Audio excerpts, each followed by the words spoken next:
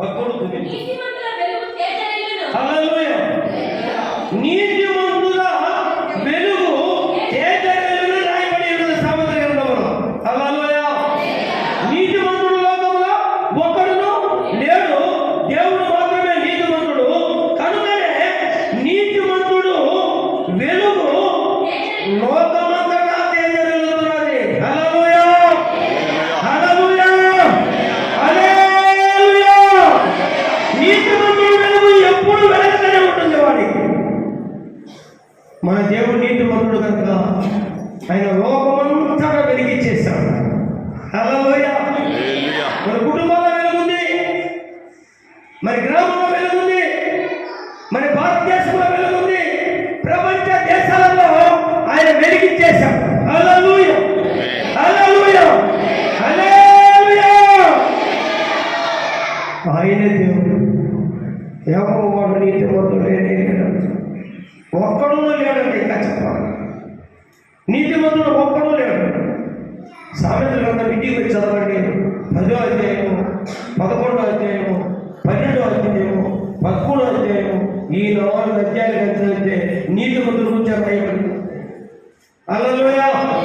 హల్లెలూయా. మందులు నోరు తెరవండి.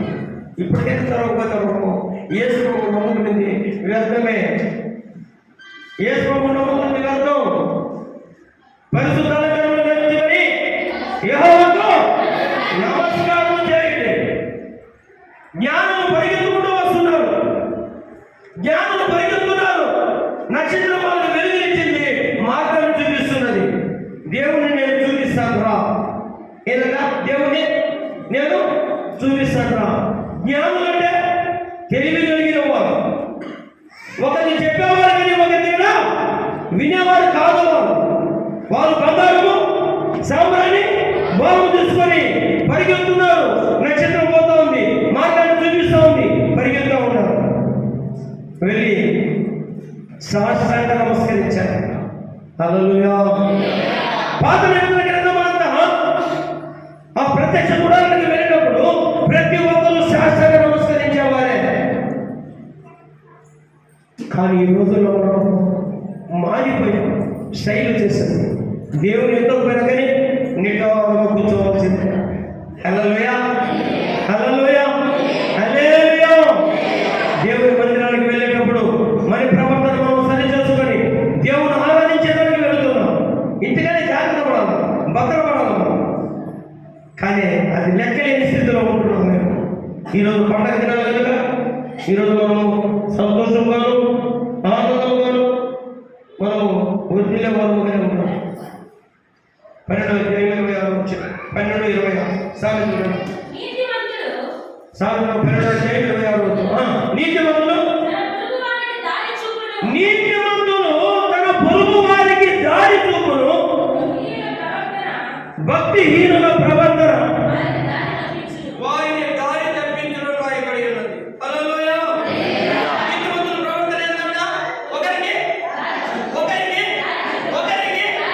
నీతిమంతుల ప్రవర్తన అంతా ఒకరికి దారి చూపించేవారు ఒకరే ఉంటారు. భక్తిహీనుల ప్రవర్తన దారి తప్పించేస్తారు. వేదన మందిరంలో, వేదన సంఘములో దారి తప్పించే వాళ్ళు ఎవరు ఉండకూడదు. దేవుడు వారిని దేవుడు ఏం చేస్తాడట? ఏది పని చేస్తాడట? వాళ్ళని నీతిమంతులనే పెట్టుకుంటారు.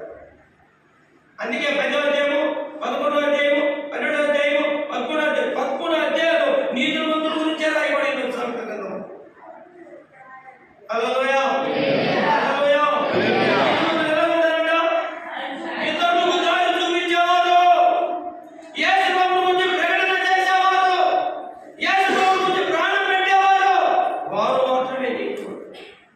ధర్మశాస్త్రం గురించి నీతిమంతులు కానే కాదు.